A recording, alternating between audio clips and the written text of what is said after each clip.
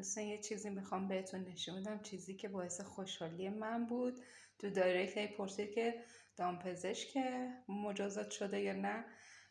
ایشالله اون به وقتش دعا کنید که بشه. این چیزیه که منو خوشحال کرده. مکسی عشق مامان.